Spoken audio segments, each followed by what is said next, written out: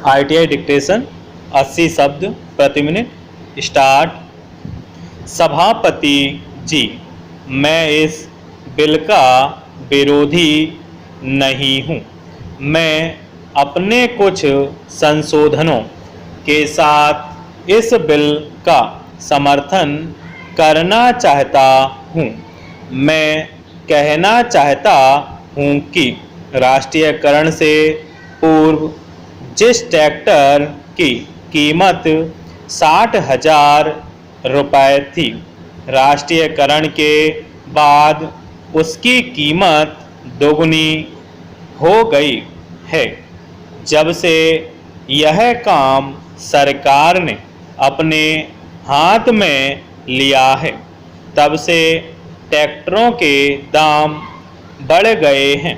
यही कारण है कि सरकार को इसमें इतना लाभ मालूम पड़ रहा है। ये मनमानी कीमत किसानों से वसूल कर रहे हैं। जितने दाम बढ़े हैं, उस हिसाब से तो इन कारखानों को करोड़ों रुपए का लाभ होना चाहिए था।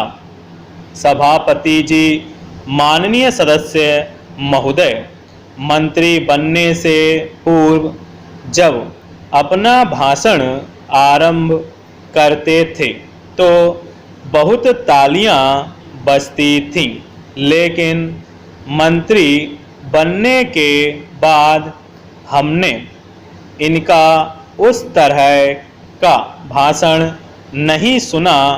आजकल तो जो सरकारी अधिकारी इनसे कहते हैं, उसे वह आसानी से समझ लेते हैं और अपनी बातें भूल जाते हैं। इसलिए इस बिल में मैंने जो संशोधन किया है, उसके द्वारा मैं चाहता हूं कि यह जो इतनी बड़ी लूट किसानों की हो रही है, वह समाप्त हो। यह बिल 50 पेज का है, लेकिन किसानों को छोटे ट्रैक्टर मिलेंगे या बड़े ट्रैक्टर मिलेंगे, इस बात का कोई जिक्र नहीं है। सारे देश में कानून के द्वारा किसानों के पास छोटी छोटी ज़मीनें होती हैं, लेकिन ट्रैक्टर का कारखाना अभी तक बड़े ट्रैक्टर ही बना रहा है। ट्रैक्टरों के दाम भी बहुत बढ़ गए हैं। यदि किसानों को ट्रैक्टर खरीदने के लिए सरकारी कर्ज न मिले तो कोई किसान इतना महंगा ट्रैक्टर नहीं खरीद सकता। अभी तो ट्रैक्टर खरीदने के लिए 1-2 साल बाद ही किसानों की ज़मीन बिक जाती है, क्योंकि उन्हें सरकारी कर्ज वापस करना होता है। महोदय, यद्यपि मैं इस बिल का समर्थन करता हूँ, लेकिन मंत्री महोदय से यह कहना चाहता हूँ कि इस पर जनता की राय ली जाए।